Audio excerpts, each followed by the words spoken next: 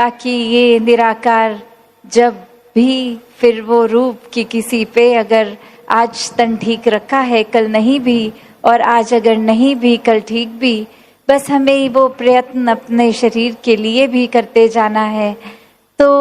एक भाव वही कि अक्सर सेवा को हम अपनी इच्छाओं से जोड़ लेते हैं, किसी चीज़ की प्राप्ति से जोड़ लेते हैं, तो वो हरगिज़ सेवा नहीं रह जाती। फिर वो एक कार्य है जो हमने किसी फायदे के लिए किया या कुछ साबित करने के लिए। तो सेवा को पूर्णता से सेवा की तरह ही करें।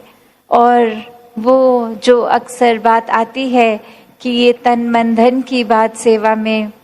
कि ये शरीर तो एक करेगा सेवा,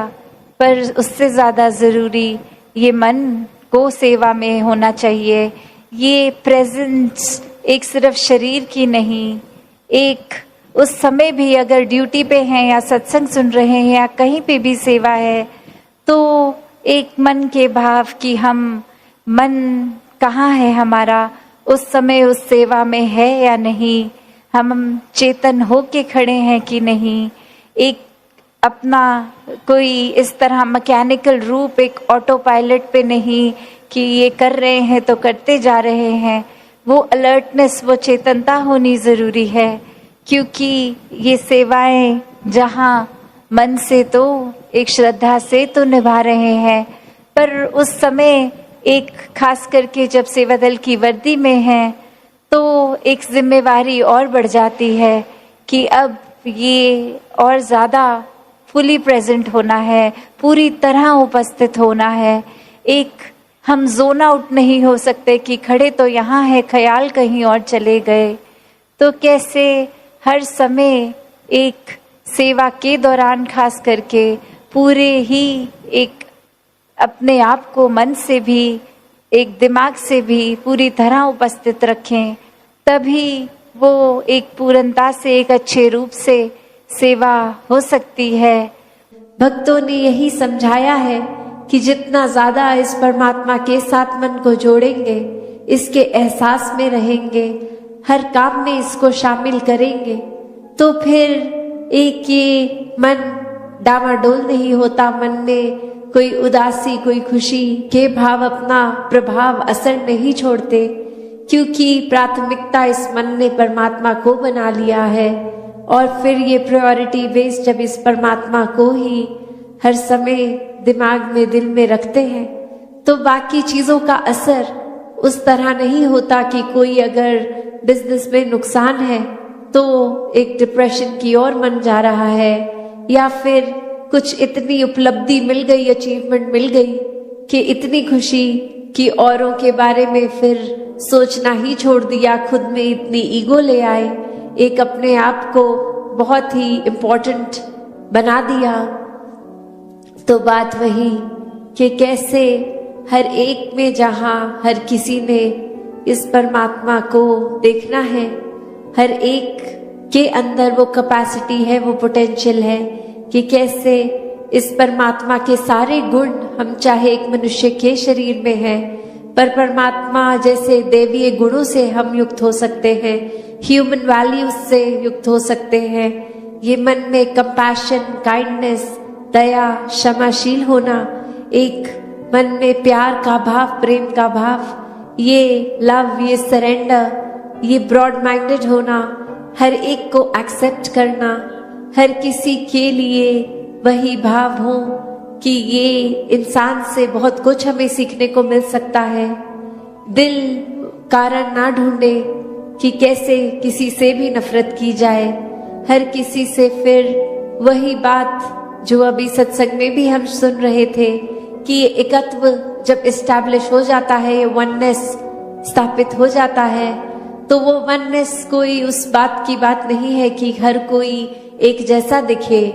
एक फिजिकली तो हर किसी के शक्ल, आकार, फीचर्स एक बहुत ही अलग हैं। कोई किसी रीजन के होते हैं तो एक ज्योग्राफिकली रहने की वजह से उस तरह एक कल्चर और अपीयरेंस से खाना पीना वैसा हो जाता है, और दूसरे कहीं देश में, किसी और राज्य में, अपने देश में भी हो तो वो एक अपीयरेंस वाइज तो अलग हो सकते हैं, बट जो अभी कॉमन थ्रेड की भी बात हो रही थी कि ये परमात्मा ही है जो जहाँ पूरे ब्रह्मांड में है, एक वो कनेक्शन हमारी इस परमात्मा से जब है तो संसार के हर इंसान से हर कोई अपना है, हर एक में ही परमात्मा का वास। एक जीवन में हर कोई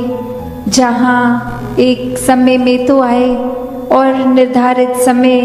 की कुछ सालों की ही ये जिंदगी है, फिर ये सांसों ने बंद होना है। तो ये जो जीवन जिया वो कैसे जिया, वो क्या करके समय निकाला, क्या हमने वाकई ही जो काम करने आए थे इस परमात्मा इस निराकार की पहचान वो करी, या फिर वो समय फिर और चीज़ों में निकाल दिया। ये परिवार रूप में पालन पोषण, ये काम जिम्मेवारियाँ, ये सब जहाँ करना बहुत ही ज़रूरी है, एक समाज पे बोझ नहीं बनना। पर ये ही सब कुछ है ऐसा नहीं है, ये परमात्मा ही प्राथमिकता होनी चाहिए जब कोई और काम भी कर रहे हों। तो कैसे एक मनुष्य की आदत है कि एक पास्ट की बात, एक फ्यूचर की बात ये लेकर वो स्ट्रेस लेना, एक बोझ ले लेना, जिस समय में हो वो समय का उस समय सदुपयोग करके कोई चीज़ अगर कर ली तो ही वो लाभदायक है। एक समय निकलने पर वो चीज़ खराब भी हो जाती है। जैसे एक हम उदाहरण ले कोई फल का, कि जिस समय वो ठीक है उसको उसी समय खा लेना तो ही शरीर के लिए फ़ायदा होता है, वरना तो वो सड़ जाता है, खराब हो जाता है, तो फिर उसको खाद में ही डालना पड़ता है, एक फेंक देना पड़ता है, वो शरीर में अब डालने के लिए पौष्टिक नहीं बचता। तो कैसे अपने जीवन में हर कोई ये समय का सदुपयोग करे, एक अपने दिमाग में हर किसी के लिए अच्छी सोच रखे, दिल में हर एक के लिए प्यार रखे। एक कहानी का सहारा लेके दासी ये बात रखना चाहेगी कि कैसे दो व्यक्ति एक बार नदी को पार करने के लिए जा रहे थे और उनको किसी ने कहा कि ये नदी आप जब पार कर लोगे तो किसी को भी आपने एक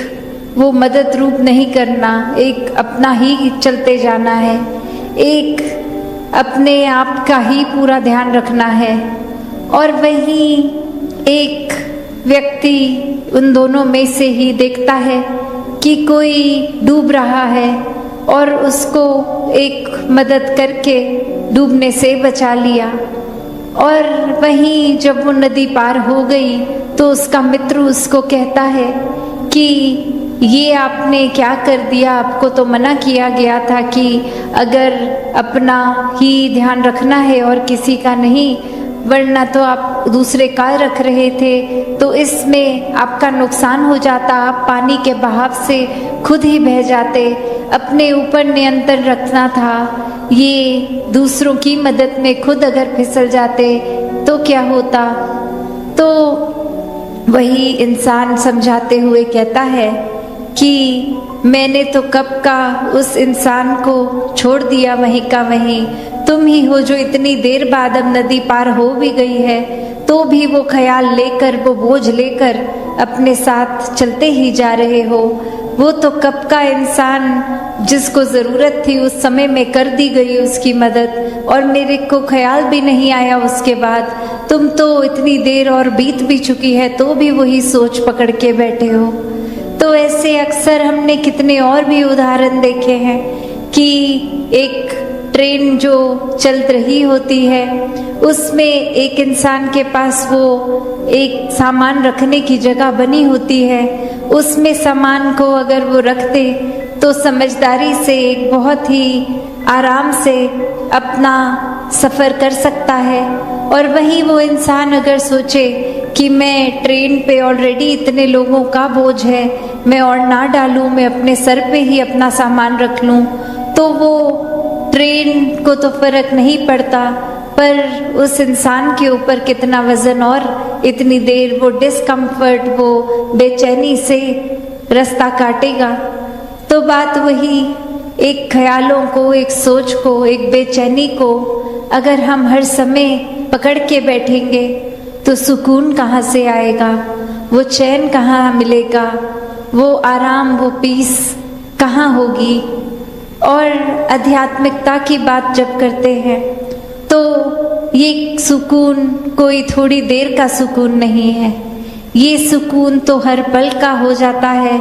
जब इस परमात्मा से, इस आत्मा का ब्रह्म ज्ञान रूप से ये मिलन हो जाता है। फिर ये परमात्मा हर समय अंग संग ही दिखता है। कोई भी एक सिचुएशन होगी, एक समय कैसा भी चल रहा होगा, वो एक सुकून में जीवन कटता है और ये सुकून फिर कोई छीन नहीं सकता हमसे। ये तो हर हाल में, चाहे गम हो, खुशी हो, ये सुकून बरकरार रहता है। सात संगत जी, धन धन काज।